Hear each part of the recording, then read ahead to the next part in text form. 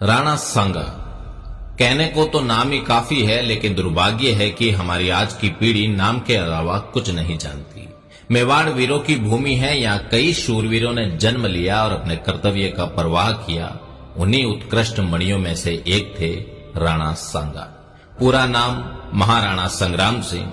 वैसे तो मेवाड़ के हर राणा की तरह इनका पूरा जीवन भी युद्ध के इर्द गिर्द ही बीता, लेकिन इनकी कहानी थोड़ी अलग है।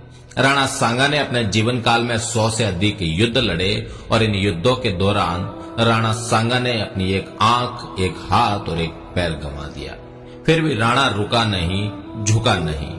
कल्पना करिए, एक योद्धा जिसके शरीर पर 80 घाव है, एक हाथ नहीं, एक पैर नहीं, एक आंख नहीं, फिर भी वो रणभूमि में दुश्मनों को अपनी तलवार व भाले से मौत के घाट उतार रहा है, तो वो सिर्फ राणा सांगा है।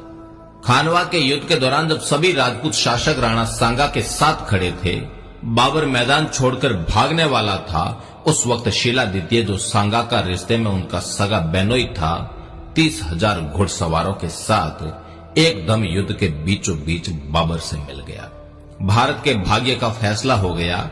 आने वाले 300 साल तक समरकंद से आए तैमूर वंशी तुर्क, जो मुगल कहलाए, हिंदुस्तान के भाग्य विधाता हो गए। राणा सांगा फिर लड़ना चाहते थे, लेकिन घायल सांगा को जहर दे दिया गया।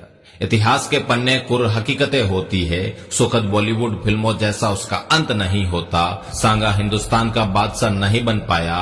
सांगा को हराने वाले बाबर की कब्र भी हिंदुस्तान के बजाय अफगानिस्तान में बनी। राणा सांगा ने 100 से अधिक युद्ध लड़े, जिनमें मात्र एक युद्ध में पराजित हुए, और आज उसी एक युद्ध के बारे में दुनिया जानती है। उसी युद्ध से राणा सांगा का इतिहास शुरू किया जाता है और उसी पर खत्म किया जाता है। राणा सांगा द्वारा लड़े गए खंडार, अहमदनगर, बाड़ी, गागरोन, बयाना, ईडर, खातोली जैसे युद्धों की बात आती है तो शायद हम बता भी नहीं पाएंगे, और अगर बता भी पाए तो उतना नहीं जितना खानवा के बारे में बता सकते हैं। भले ही खातोली के युद्ध में राणा सांगा दिल्ली के इब्राहिम लोदी को दिल्ली तक खदेड़ दे, वो मायने नहीं रखता।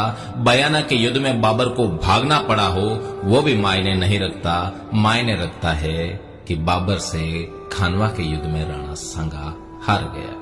लेकिन जिन्होंने ये तय कर लिया था कि भारतीयों को असली भारत से कभी रूबरू नहीं होने देना है, उन्होंने हमारे सच्चे इतिहास का गला घोंट दिया। जिन बच्चों के खिलौने भी शेर और भाले थे, जिनके जीवन का अंत ही रण था, उनको इतिहास के अंधेरे में दबाकर मार दिया गया। वो भी ऐसे गला घोंट कर मारा गया कि किसी को चीख तक सुनाई ना दे।